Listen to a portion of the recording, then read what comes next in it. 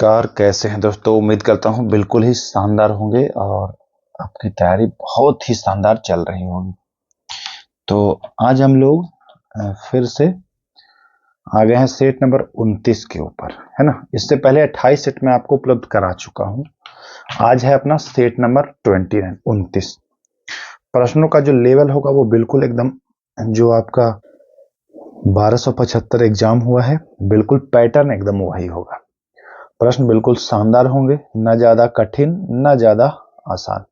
प्रश्न जो होंगे बिल्कुल सामान्य। एक चीज मैं बता दूं कि मैं फिलहाल आ गया हूं घर, तो थोड़ा सा अगर बैकग्राउंड में कुछ शोर शराबा हो तो उसको थोड़ा सा मैनेज करिएगा।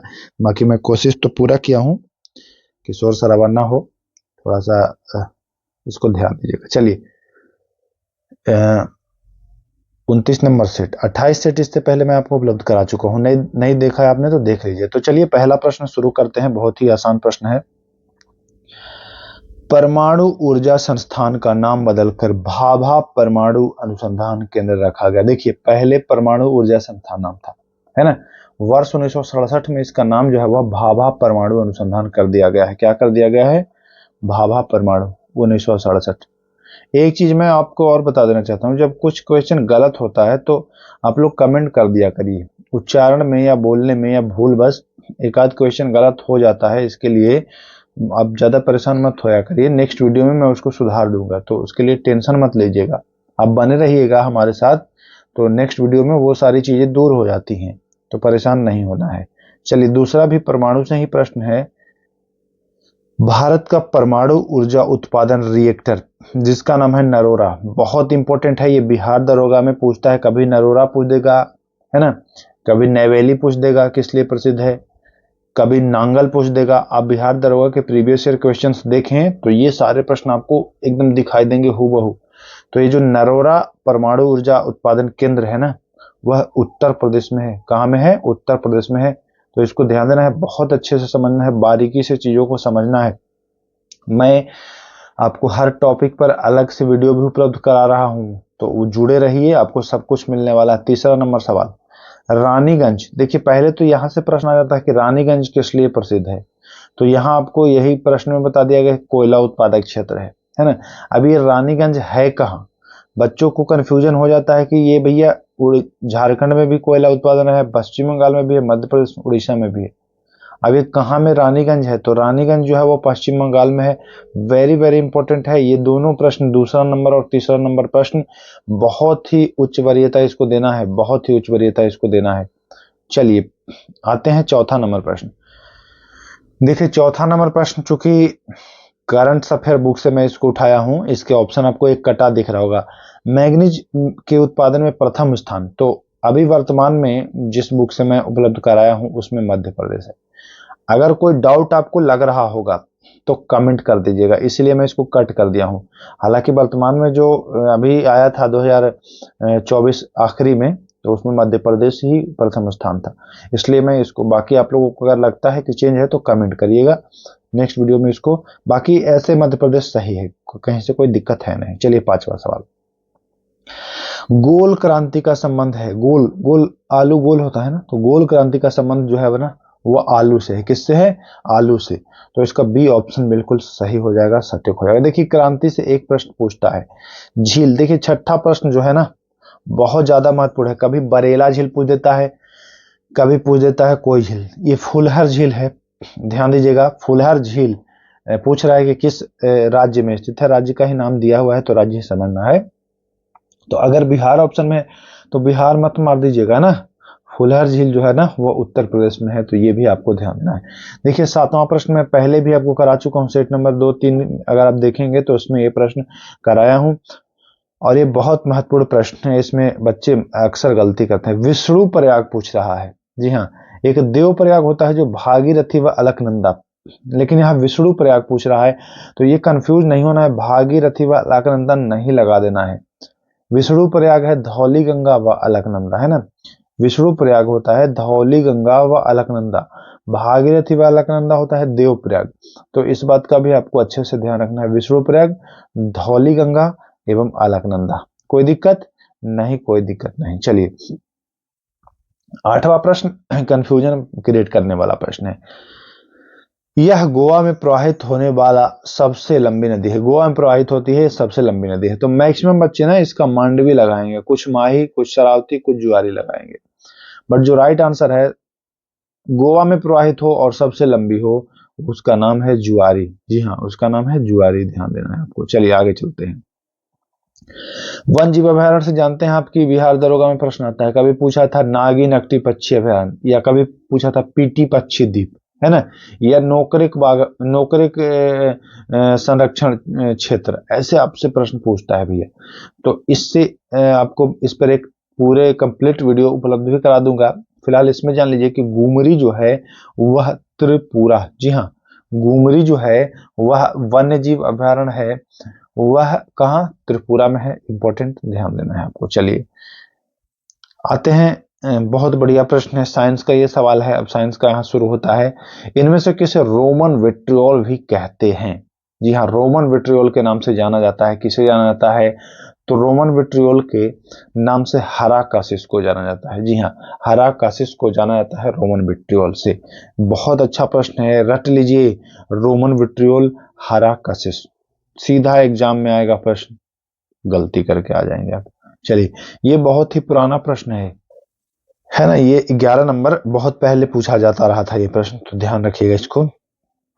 जब आतिशबाजी होती है, जब दिवाली में या क्रिकेट मैच जीतने पर या शादी ब्याह में, जो आप देखते हैं जो आतिशबाजी में जो पटाखे बजाते हैं, जो अनारदाना जिसको कहते हैं, है ना, या और भी जो पटाखे होते हैं, तो आतिशबाजी के दौरान लाल चटक रंग निकलने का कारण है। अब देखते हैं, कोई कभी लाल निकलेगा, कभी हरा निकलेगा। तो इसमें आपको लाल पूछ रहा है।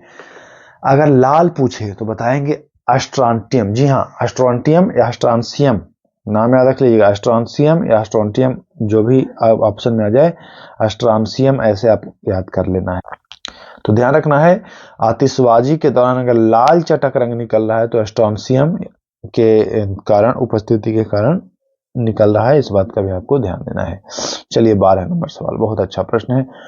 इसका प्रयोग जल को मृदु बनाने में भी किया जाता है। तो जियोलाइट विधि का प्रयोग जल को मृदु बनाने में किया जाता है। आप जानते हैं जल को मृदु बनाने में जियोलाइट का प्रयोग किया जाता है। चलिए देखिए 13 नंबर सवाल है, अच्छा प्रश्न है, यहां से प्रश्न संभावना है कि आ जाए। इनमें से कौन क्लोरोफॉर्म का क्वथनांक होता है?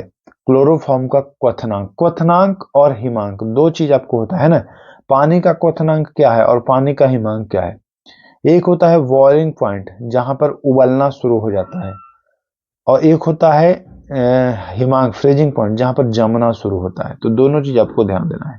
तो इसमें पूछ रहा है कि क्लोरोफॉर्म जो है, ये क्वथनांक कितना है, कितने डिग्री पर ये उबलना शुरू हो जाएगा, है ना, या गलना शुरू हो जाएगा, उबलना शुरू हो जाएगा। तो जो क्लोरोफॉर्म है ना, इसका क्वथनांक होता है 62 डिग्री सेल्सियस, याद रखिएगा, 62 डिग्री सेल्सियस। पानी आप जानते हैं कि 100 डिग्री पर उबलता है, 0 डिग्री पर फ्रीजिंग पॉइंट होता है, तो ये भी आपको ध्यान देना है। चलिए 14 नंबर सवाल, पृथ्वी पर पाए जाने वाला तत्व जिसका प्रतिशत सर्वाधिक है। पृथ्वी पर सबसे ज्यादा अगर कोई तत्व है, पृथ्वी पर की बात की जा रही है, पृथ्वी पर, है ना, पृथ्वी से ऊपर नीचे नहीं, पृथ्वी पर, तो इनमें से ऑक्सीजन जो है वह सर्वाधिक मात्रा में है। एल्युमिनियम, सिलिकॉन, लोहा से ज्यादा है ऑक्सीजन।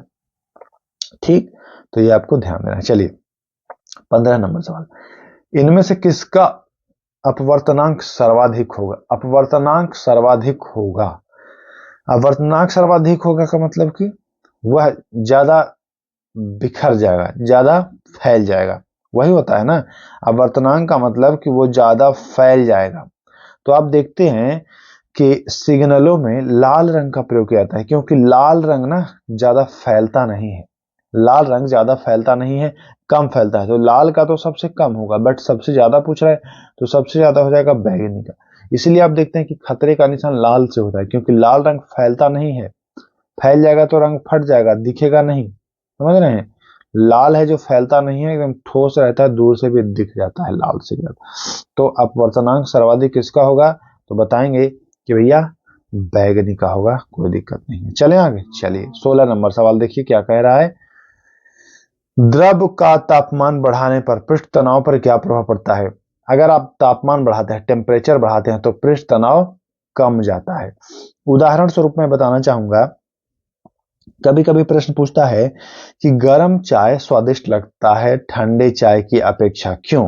क्योंकि चाय गर्म है तो इसका पृष्ठ तनाव कम है। जैसे ही आप जीभ लगाते हैं चाय पर, है ना, आपने चाय पर जीभ लगाया तो पृष्ठ तनाव कम है, टेंशन कम है चाय में, चाय आपके पूरे जीभ पर फैल गया, ठीक, आपको भरपूर स्वाद मिला है चाय का। अब क्या होगा कि अगर पृष्ठ तनाव ज्यादा रहेगा, तो ठंडा चाय है तो पृष्ठ तनाव ज्यादा रहता है, तो पृष्ठ तनाव ज्यादा यानी कि चाय जो है टेंशन में है, इसको जहां गिराइएगा ज्यादा नहीं फैलेगा इतने दूर में, तो आपको कम टेस्ट मिलेगा। ज्यादा फैल जाता है तो ज्यादा टेस्ट मिलता है, इस वजह से आपको ज्यादा स्वादिष्ट लगता है। तो तापमान बढ़ाएंगे तो पृष्ठ तनाव जो है वह क्या हो जाएगा, घट जाएगा। याद रखिएगा, तापमान के उल्टा होता है पृष्ठ तनाव। चलिए, मनुष्य का हाथ किस श्रेणी का उत्तोलक है? मनुष्य का हाथ किस श्रेणी का उत्तोलक है? तो मनुष्य का हाथ जो है वो तीसरे श्रेणी का उत्तोलक है। कैसे याद करना है? देखिए, मनुष्य का हाथ तो होता है दो, तो दो से तो दो श्रेणी का होना चाहिए, बाकी दो में आप एक ऐड कर लीजिएगा और बताइएगा कि नहीं, दो नहीं है। मनुष्य का हाथ तो दो है, लेकिन उत्तोलक अगर बात की जाए तो तीसरे श्रेणी का उत्तोलक है। तो ये भी आपको अच्छे से समझ लेना है। चलिए 18 नंबर सवाल, तनी हुई स्प्रिंग या कमानी में कौन सी ऊर्जा होगी? स्प्रिंग है ना, स्प्रिंग है, इसको तान दिए हैं एकदम ऐसे करके, तो इसमें कौन सी ऊर्जा होगी तनी हुई स्प्रिंग में? तो इसमें स्थितिज ऊर्जा हो जाएगी। अब इसमें स्थितिज ऊर्जा हो जाएगी, है ना, तनी हुई स्प्रिंग में स्थितिज ऊर्जा हो जाएगी। अगर वो उड़ने लगे, छोड़ दें, अब वो उड़ने लगे तो उसमें गतिज ऊर्जा आ जाएगी। तो ये भी आपको ध्यान देना है, तनी हुई है अभी केवल, तो स्थितिज ऊर्जा होगी, है ना। चलिए, मेगामीटर, एक बार नैनोमीटर पूछा था, इस बार मेगामीटर, तो याद करिए 10 के पावर 6। अच्छा प्रश्न है। एक बार नैनोमीटर पूछा था, अभी अभी हाल ही में स्टेनो में जो एग्जाम हुआ है उसी में नैनोमीटर पूछा है, तो नैनोमीटर बराबर कितना होता है बताइए, कमेंट करिए। 10 के पावर 9, 10 के पावर -9, 10 के पावर 6 या 10 के पावर -6, चार ऑप्शन मैं दिया हूं, नैनोमीटर को आपको कमेंट करके बताना है क्या होने वाला है आंसर। चलिए, हम आते हैं प्रश्न संख्या 20 पर। 20 कह रहा है कि कवक यानी फंगस की जो सेल वॉल यानी कोशिका भित्ति होती है, यह किसकी बनी होती है? तो कवक की या फंगस की कह लें, तो इसकी जो कोशिका भित्ति होती है, सामान्यतः तो आपने काइटिन की पढ़ी होगी, है ना, बट अगर काइटिन ना हो ऑप्शन में तो ग्लूकोसमीन, याद रखिएगा, ग्लूकोसमीन की इसकी जो कोशिका भित्ति यानी कि सेल वॉल जो होती है, कोशिका भित्ति, है ना, ये वाला बाहर वाला कोशिका जो भित्ति सेल वॉल जो होती है वो ग्लूकोसमीन की बनी होती है। तो 20वां नंबर सवाल भी आप कर चुके हैं। प्रोकैरियोटिक कोशिका में श्वसन तंत्र होता है, बहुत ही अच्छा प्रश्न है। देखिए, बिहार दरोगा में ऐसे डीप में प्रश्न आपको देखने को मिलता है। प्रोकैरियोटिक कोशिका में जो श्वसन होता है ना, वो मेम्ब्रेन में होता है, प्लाज्मा मेम्ब्रेन यानी प्लाज्मा झिल्ली में होता है। तो ऑप्शन नंबर ए बिल्कुल इसका सही हो जाएगा कि प्रोकैरियोटिक कोशिका में जो होता है वह कहाँ होता है भैया? तो प्लाज्मा झिल्ली में होता है। देखिए, थोड़ा सा जटिल भले लग रहा हो, लेकिन एग्जाम में भैया आएगा, अब जटिल से डरना नहीं है। कुछ प्रश्न मैं बताया हूं कि थोड़ा सा सामान्य स्तर का होगा, कुछ इजी होगा, लेकिन कुछ प्रश्नों का लेवल जो एकदम बिल्कुल एग्जाम के, अब एग्जाम भी आप लोग देखते हैं तो देखते हैं ना कि कुछ प्रश्न जो होते हैं वो एकदम जटिल होते हैं। चलते हैं आगे, 22वां नंबर सवाल, मकड़ियां हैं किस प्रजाति के अंतर्गत आती हैं? तो मकड़ियां जो है ना, ये आर्थ्रोपोडा के अंतर्गत आती है। मकड़ी, केकड़ा, है ना, ये सब आर्थ्रोपोडा के अंतर्गत आती हैं, तो ये आपको ध्यान देना है। चले आगे, चलिए 23वां नंबर सवाल कह रहा है, इनमें से किसे हरे शैवाल यानी ग्रीन एल्गी के रूप में भी जाना जाता है? बहुत बढ़िया प्रश्न। देखिए, ये प्रश्न आपको बिहार दरोगा में पूछा जाता है, कभी हरे शैवाल या ग्रीन एल्गी, या कभी नील हरे शैवाल, ब्लू ग्रीन एल्गी, या कभी पीले शैवाल, ऐसे करके पूछ देता है। तो इस पर मैं एक फुल कंप्लीट वीडियो दे दूंगा, पीले, सुनहरे, गोल्डन, हरा, नीला, पीला, काला, सबको मैं आपको करा दूंगा। दरोगा में इस टॉपिक से प्रश्न आया है, आप देख लीजिए प्रीवियस ईयर के क्वेश्चन। दोस्तों, मैं लगभग सारे टॉपिक है ना जो प्रीवियस ईयर के ही टॉपिक हैं, मैक्सिमम टॉपिक, क्योंकि वहीं से प्रश्न बार बार आ रहे हैं, उसको आप अवश्य पढ़िएगा। तो हरे शैवाल क्लोरोफाइल, कैसे याद रहेगा? तो हरे पादपों में आप जानते हैं कि क्लोरोफिल होता है ना, क्लोरोफिल, तो हरा क्लोरो आप रिलेट कर पा रहे होंगे, तो ऐसे करके क्लोरोफाइसी आप अच्छे से इसको याद कर लेंगे। चलिए, चार जगत का वर्गीकरण, देखिए ये प्रश्न मैं 2-3 बार आपको करा चुका हूं। 4 जगत का, 3 जगत का, 2 जगत का, है ना। तो 4 जगत का वर्गीकरण पूछे तो बताएंगे कोपलैंड, हाँ कोपलैंड। 3 जगत का पूछे तो बताएंगे हैकल, और 5 जगत का पूछे तो बताएंगे विटेकर, और लीनियस पूछे तो बताएंगे 2 जगत का। ये बहुत ही बढ़िया प्रश्न है, ये पहले भी मैं आपको करा चुका हूं। 4 जगत, 3 जगत, 2 जगत और ये 5 जगत याद रखना है। 5 जगत विटेकर, 3 जगत हैकल, 4 जगत कोपलैंड और 2 जगत लीनियस, यानी 2, 3, 4, 5 इंपॉर्टेंट है बहुत ज्यादा, इसको याद कर लीजिएगा। चलिए 25वां नंबर सवाल। आधुनिक वनस्पति विज्ञान का जनक किसे कहा जाता है? आधुनिक वनस्पति विज्ञान का जनक तो लीनियस, जी हाँ लीनियस को कहा जाता है, ध्यान देना है आपको इसको, लीनियस को। चलते हैं 16वां नंबर सवाल। 16वां सवाल, सॉरी 26वां, 16वां नोमैडिक एलिफेंट 2024 युद्ध अभ्यास मंगोलिया और भारत के बीच हुआ है, कहाँ में हुआ है? तो मंगोलिया की राजधानी उलानबटोर में, या सियोल में, या उमरोई मेघालय में, या अरब सागर में। 4 ऑप्शन आपके सामने है, आप राइट आंसर जान लीजिए कि भारत के उमरोई मेघालय में हुआ है। बढ़िया प्रश्न है, पूछ देगा प्रश्न। चलिए, विश्व खुशहाली रिपोर्ट, खुशहाली भारत में खुश रहने की संख्या अगर पूछी जाए कि विश्व में कौन सा स्थान है भारत का, तो जान लीजिए कि 125 देश ऐसे हैं जो भारत से ज्यादा खुश हैं, है ना। यानी कि भारत का जो स्थान है वह 126वां है, यानी कि 125 देश, 125 देश, है ना। पहले कहा जाता था ना 125 करोड़ देशवासी, तो 125 देश भारत से ज्यादा खुश हैं, ये आपको ध्यान देना है। भारत का स्थान 126वां है।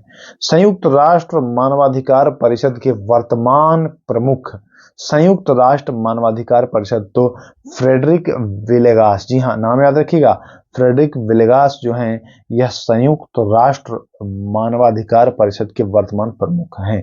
चलिए ये प्रश्न भी बहुत बढ़िया है, 29 नंबर। हाल ही में देखिएगा, हाल ही में मनमोहन सिंह का निधन हो गया, वह भारत के प्रधानमंत्री थे। वो तो सबको पता है कि भारत के प्रधानमंत्री, लेकिन 12वें थे कि 13वें थे कि 14वें थे कि 15वें थे? तो मनमोहन सिंह जो थे वह 14वें प्रधानमंत्री थे। कैसे याद रहेगा? 14वीं का चांद आपका मन मोह लेता है, जब 14वीं का चांद निकलता है ना तो मन मोह लेता है, ऐसे रिलेट करके आप याद कर लीजिएगा। तो 14वें प्रधानमंत्री थे। प्रश्न संख्या 30 पर आते हैं। किस राज्य सरकार ने गवाह संरक्षण योजना प्रारंभ किया है? गवाहों को वो संरक्षण देगा, है ना। आपने सिनेमा में देखा है ना कि गवाह जो होते थे वो कोर्ट के पहले पहुंचते उसको एक्सीडेंट करा दिया जाता है या मार दिया जाता था, है ना। सिनेमा में अक्सर आप लोगों ने ये चीज देखा होगा।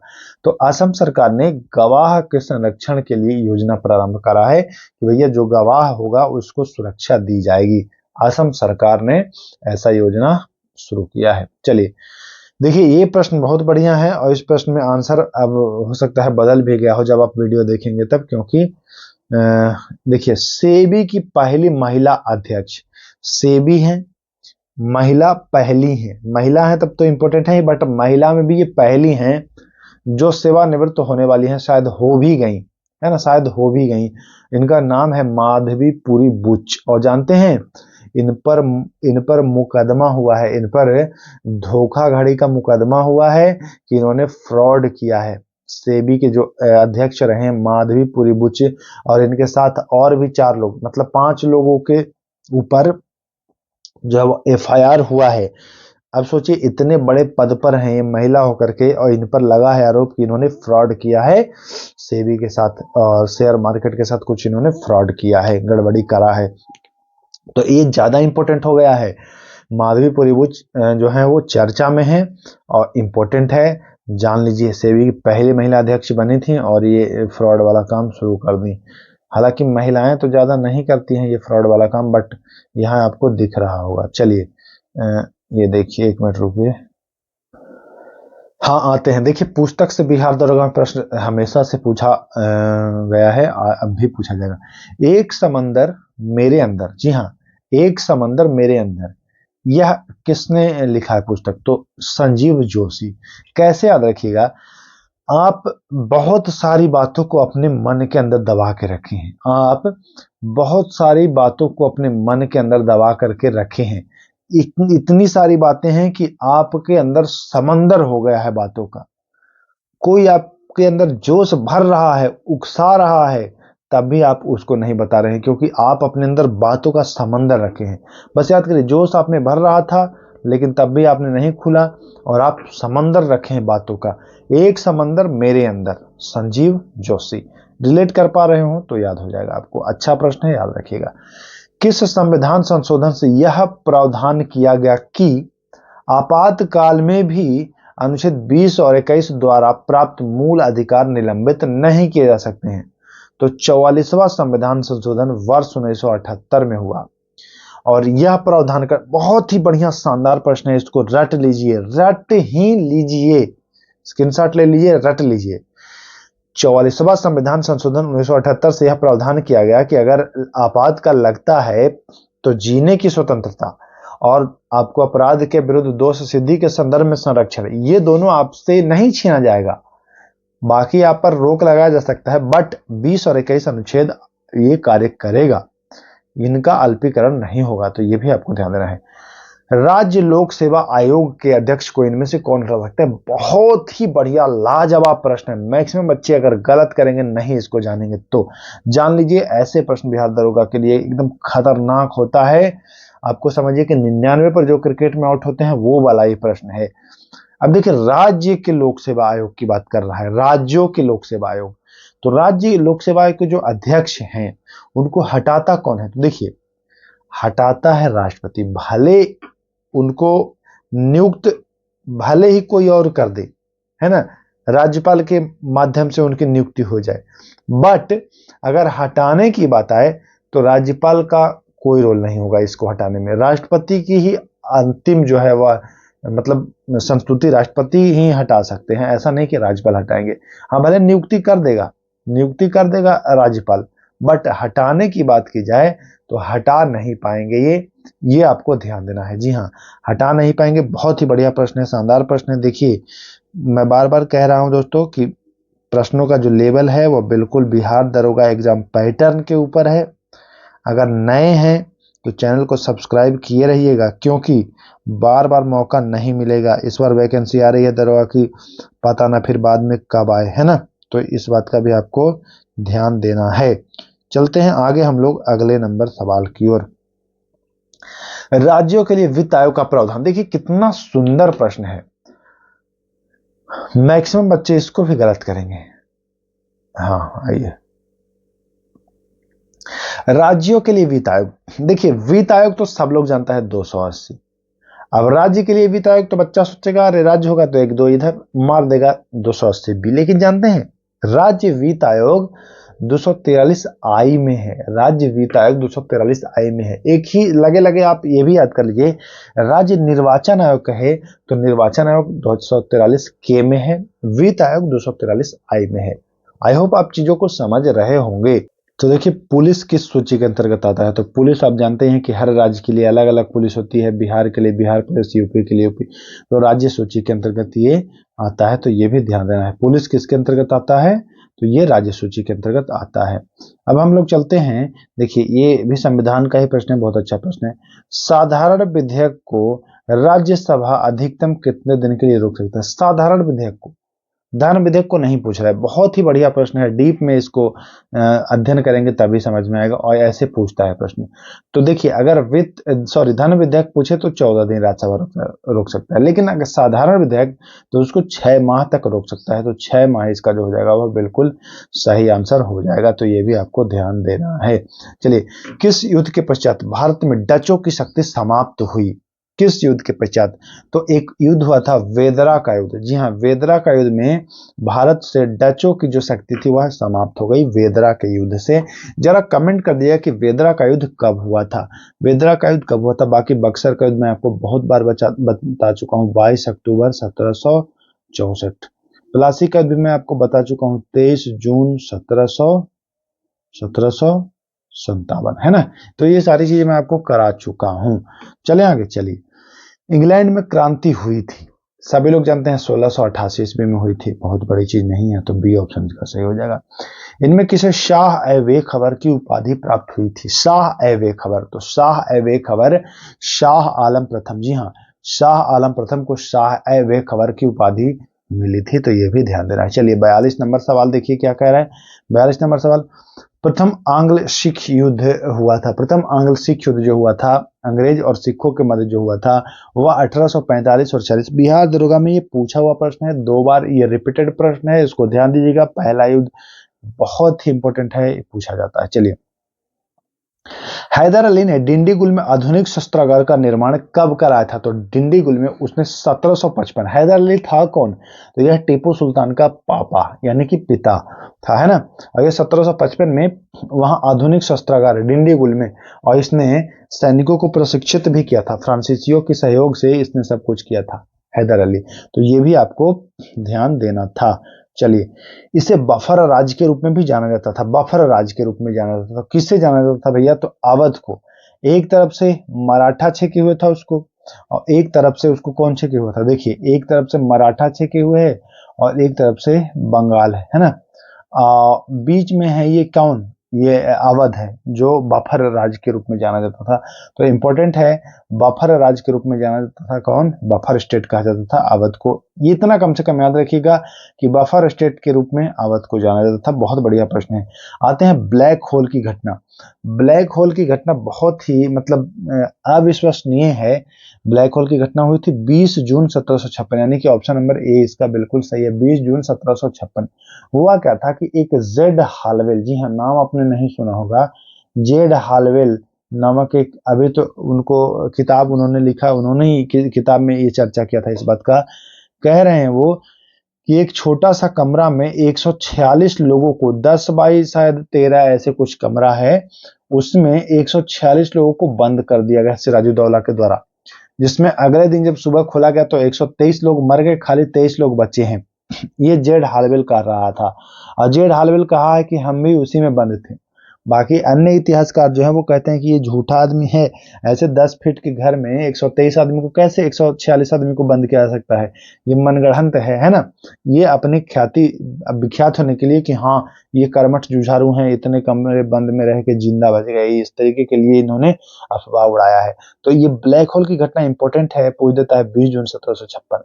अच्छा, एक चीज ध्यान रखिए, ब्लैक होल की घटना 20 जून 1756 और प्लासी का युद्ध 23 जून 1757, यानी 3 दिन और 1 साल बाद प्लासी का युद्ध हुआ है। तो ये ध्यान देना है। चलिए, 46 नंबर प्रश्न बहुत ही लाजवाब है। मैक्सिमम बच्चे इसको गलत करेंगे जो नहीं पढ़े होंगे। औरंगजेब ने शिवाजी को कैद कर लिया था। औरंगजेब जानते हैं शिवाजी को पहाड़ी चूहा भी कहता था। शिवाजी को कैद कर लिया था और कैद करके इनको जयपुर महल में रखा था। तो हाँ सर, रखा तो था, इसमें क्या है? ये जयपुर महल कहाँ में है? अब जो बच्चे नहीं पढ़े होते हैं वो जयपुर तो सोचते हैं कि चलो राजस्थान में ही होगा, है ना। नहीं आता तो कुछ सोचते हो कि आगरा में होगा, या कुछ सोचते कर्नाटक, या कुछ तो मेरठ भी समझ लेते हैं। बट जान लीजिए कि जो जयपुर महल है ना, वह आगरा वाला था। आगरा के जयपुर महल में इनको बंद करके रखा गया था। हालांकि यहाँ से भी ये भाग ही गए थे। आप लोग जानते ही हैं कि यहाँ से भी ये हीरो जी फरजंद, इनका एक हमशक्ल था, उसके सहायता से मिठाई की टोकरी में बैठ के ये भाग निकले थे। तो ये भी आपको ध्यान रहे।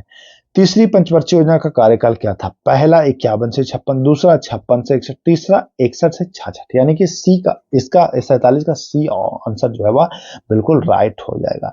जन योजना, देखिए इसको हिंदी में पूछ देता है। पीपल प्लान यानी जन योजना किसने प्रस्तुत किया था? पीपल प्लान यानी जन योजना जो है, यह किसने प्रस्तुत किया था?